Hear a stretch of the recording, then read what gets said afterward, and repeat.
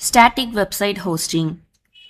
In this video, we are going to see what is static website hosting, server access logging, intelligent tiering archive configuration, and object log.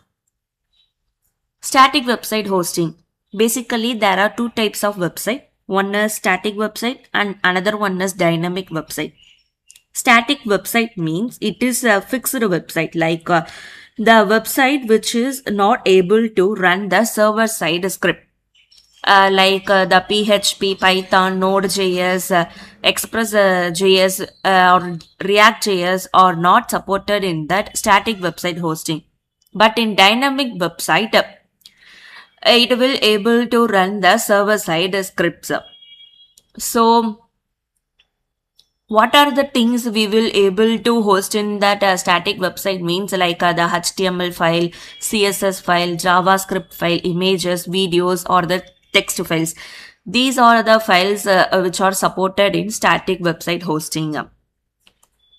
So how we can do the static website hosting in S3 means, first we should enable the static website hosting for the bucket we created, and we need to give the primary file which is the home page or the index document, and we should give the error document also. Suppose unfortunately if the page does not show the index page, means it will throw the error for that. And after that, the AWS will give the endpoint URL. By using that endpoint URL, anyone can open the site through that link, and it will be available for the public use. Server access logging. And basically it is used to keep the track of read and write request for that bucket. And in enterprises, they will maintain the separate S3 bucket to store all these log details, and that log details include the requester name, bucket name, IP address, and even the time when they will log in. And all those details are stored in that log bucket. And the logs can also take time to appear in the bucket. And basically it will helps to monitor the any unusual or unauthorized access for that object. And by default it is in off, and we should enable manually for the bucket. And the next one is intelligent tiering archive configuration. So why we use intelligent tiering archive configuration means it will automatically control the movement of data into the archive tiers, like the archive access tier or deep archive access tier storage class. So here the AWS will do everything automatically. So we don't need to manually create a lifecycle rule for it. And it will move the object automatically when they are not used for a certain period of time.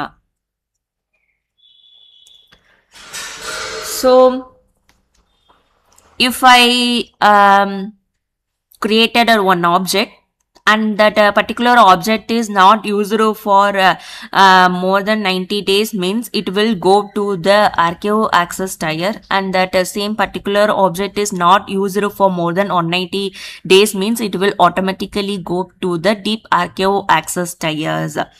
And if I use that object, means it will automatically move back to the frequent tier for the usage.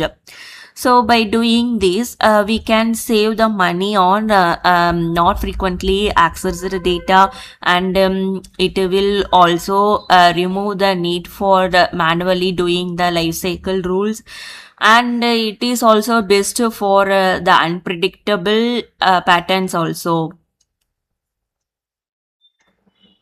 And the next one is object lock.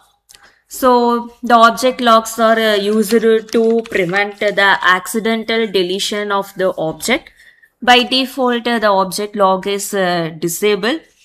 and we should only manually enable the object lock.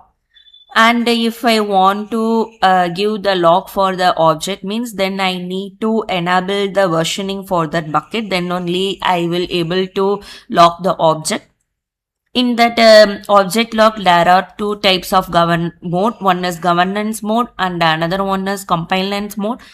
Governance mode, here the IAM or the administrator will able to delete the object only if they have the special permissions. And the compliance mode will give the strongest protection for the object in the bucket compared to the governance mode, because here the user will able to set the number of days for the object to delete. So the nobody can able to delete or change the object, or even the root user can also not able to delete the object until the day complete. So it provide the strongest protection for the object compared to the governance mode.